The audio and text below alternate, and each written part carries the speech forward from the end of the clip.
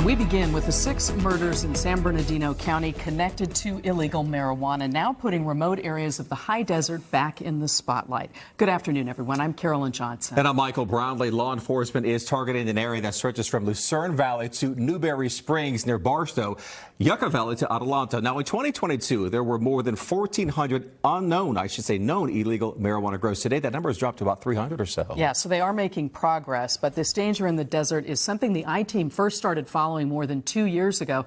And despite the concerted effort by law enforcement to eliminate them, these illegal operations continue to threaten resources and lives. Right here, we got one there, one there, one there, one here, here, here, here, here. You can't throw a baseball without hitting one. In the summer of 2021, the I-Team toured the high desert by helicopter with the San Bernardino County Sheriff's Department. This is just so brazen. Greenhouse after greenhouse with what law enforcement say are illegal marijuana grows, big and small. From the air and on the ground, the Sheriff's Marijuana Enforcement Teams, or METs, are busy trying to eradicate these illicit operations. It's painstaking work, spanning hundreds of thousands of acres. Armed with search warrants, bulletproof vests, and clippers, the MET targeted 8 different illegal grows on the day the NBC4 I-Team shadowed their operation. I'm 5'8", so that gives you a sense of how tall these plants are. And if brought to maturity, each one would be worth about $1,000. And you can see there are hundreds in this one greenhouse. In the last year, our marijuana enforcement teams, they served a total of 411 search warrants for illegal marijuana grows. And we're just talking a 365-day period. Discovered 14 honey oil labs, recovered 655,000 marijuana plants, 74,000 pounds of processed marijuana, and $370 million. It's big business with new illicit operations sprouting daily.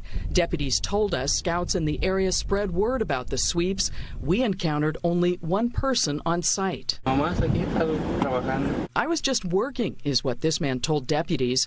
But tending an illegal grow is just a misdemeanor with a fine of only $500. We spotted the drilling of illegal wells, endangering the already limited desert water supply, open chemical pits, dangerous pesticides, and the illegal trucking of water. The majority of people that I have stopped driving these vehicles have either not been licensed at all or not had the proper license to drive the vehicle. You'll recall this deadly accident in Victorville that killed 3 girls walking on the side of the road. The hit-and-run driver, believed by many in the community to be connected to an illegal grow. And the latest murders in Adelanto are not the first deadly attacks connected to illegal marijuana.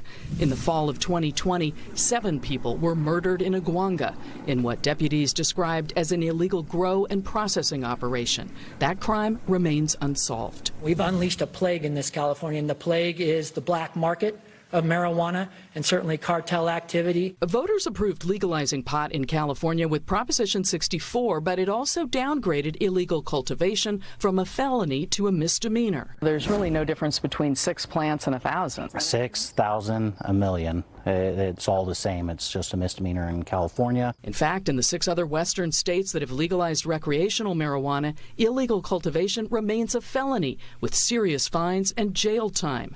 Law enforcement believe California's lax rules draw a dangerous element to places like the high desert. One of our neighbors got shot at only because they were picking up trash on their property that came from an illegal grow.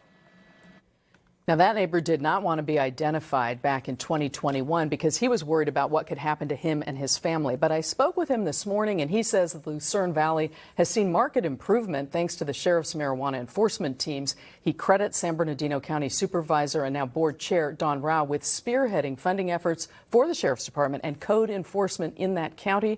We will, of course, keep following this.